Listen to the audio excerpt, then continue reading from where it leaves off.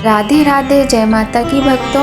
आप सभी का स्वागत करती हूँ स्पिरिचुअल ज्ञान साधना में और आप सभी से अनुरोध करती हूँ कि स्पिरिचुअल ज्ञान साधना को सब्सक्राइब कर लीजिए और बेल आइकन को प्रेस कर दीजिए ताकि आपको नई नई वीडियोस का नोटिफिकेशन मिलता रहे। जय माँ कूष्मांडा, जय माता की।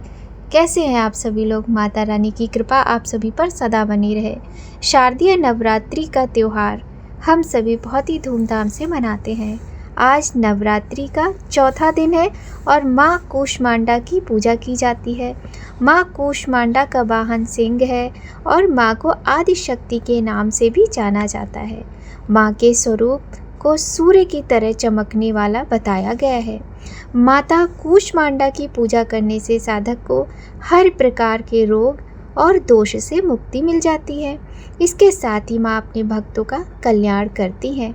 माँ कूष्मांडा की पूजा के समय हमें उनके व्रत की कथा का भी श्रवण करना चाहिए। तो आज की वीडियो में हम आपको बहुत ही सुंदर कूष्मांडा माता की कथा सुनाने वाले हैं और नवरात्रि व्रत की कथा सुनाने वाले हैं। तो आप सभी लोग ध्यान पूर्वक माता का ध्यान करते हुए, माँ भगवती माँ कूष्मांडा का ध्यान करते हुए इस दिव्य कथा का रसपान कीजिए। तो चलिए प्रारंभ करते हैं आज की ये बहुत ही सुंदर सी कथा। आप सभी से निवेदन करते हैं कि यदि चैनल पर पहली बार आए हैं तो सब्सक्राइब कर लीजिए और बेल आइकन को प्रेस कर दीजिए ताकि आपको महत्वपूर्ण वीडियोस की नोटिफिकेशन समय पर मिलती रहे। तो प्रारंभ करते हैं कथा। बोलिए माँ कूष्मांडा की जय, बोलिए गौरी शंकर भगवान की जय, लक्ष्मी नारायण भगवान की जय। कौशल देश में सुशील नामक एक निर्धन ब्राह्मण रहता था। प्रतिदिन मिलने वाली भिक्षा से वह अपने परिवार का भरण पोषण करता था। उसके कई बच्चे थे। प्रातःकाल वह भिक्षा लेने घर से निकलता और सायंकाल लौट आता था। देवताओं, पितरों और अतिथियों की पूजा करने के बाद आश्रित जन को खिलाकर ही वह स्वयं भोजन करता था। इस प्रकार भिक्षा को वह भगवान का प्रसाद समझकर स्वीकार करता था।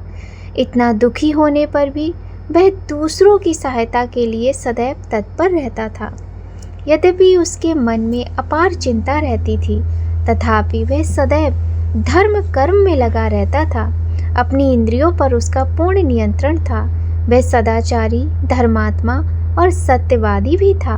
उसके हृदय में कभी क्रोध, अहंकार और ईर्ष्या जैसे तुच्छ विकार उत्पन्न नहीं होते थे। एक बार उसके घर के निकट सत्यव्रत नामक एक तेजस्वी ऋषि आकर ठहरे। वे एक प्रसिद्ध तपस्वी थे। मंत्रों और विद्याओं का ज्ञाता उनके समान आसपास कोई दूसरा न था। शीघ्र ही अनेक व्यक्ति उनके दर्शनों को आने लगे। सुशील के हृदय में भी उनसे मिलने की इच्छा जागृत हुई और वह उनकी सेवा में उपस्थित हो गया। सत्यव्रत को प्रणाम कर वह बोला, ऋषिवर, आपकी बुद्धि अत्यंत विलक्षण है। आप अनेक शास्त्रों, विद्याओं और मंत्रों के ज्ञाता हैं। मैं एक निर्धन, दरिद्र और असहाय ब्राह्मण हूँ। कृपया मुझे बताएं कि मेरी दरिद्रता किस प्रकार समाप्त हो सकती है।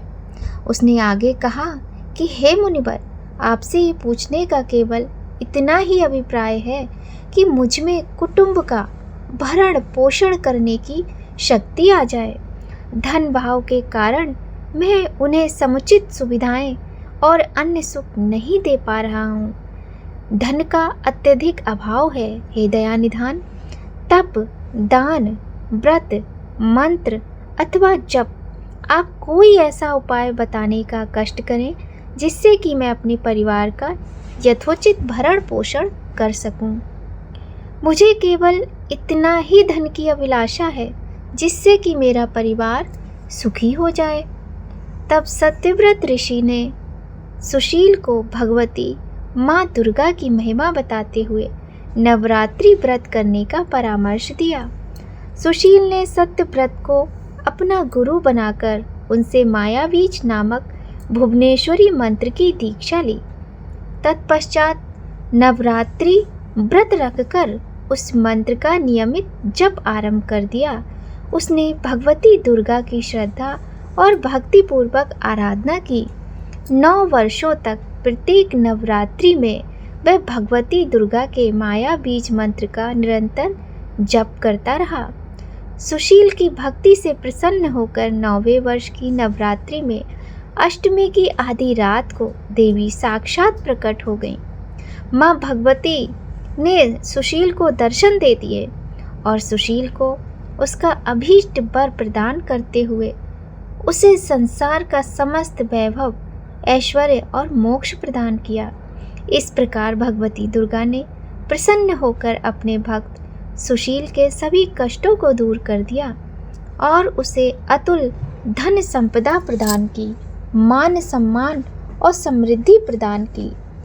कहते हैं तभी से नवरात्रि व्रत की प्रथा चली आ रही है और लोग पूरे 9 दिनों तक माता की उपासना करते हैं और निरंतर मंत्रों का जप करते हैं। जो लोग रात्रि के समय पूर्ण रूप से शुद्ध होकर स्नान आदि करके स्वच्छ धुले हुए वस्त्र पहनकर यदि माता के मंत्रों का जप करते हैं तो माँ की कृपा उन्हें अवश्य ही प्राप्त होती है।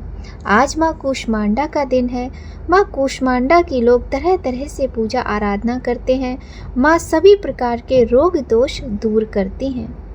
बहुत ही सुंदर कथा आपने सभी ने सुनी। आज माँ भगवती की, माँ नवरात्रि की कथा हमने सुनी कि किस प्रकार से माता की कृपा लोगों को कैसे मिल जाती है। तो अगर कथा आपको अच्छी लगी हो तो आप लोग कथा को लाइक ज़रूर कीजिएगा और हाँ, कमेंट में जय माता की, राधे राधे अवश्य ही लिखा कीजिएगा, बहुत अच्छा लगता है। नवरात्रि के पावन दिनों में माता अम्बे की, माँ जगदम्बे की कृपा आप सभी पर बनी रहे। माँ आप सभी की सदा रक्षा करें, आपके सभी कष्ट दूर करें और आपकी सभी मनोकामनाओं को पूर्ण करें, ऐसी माता जगदम्बा से कामना करते हैं।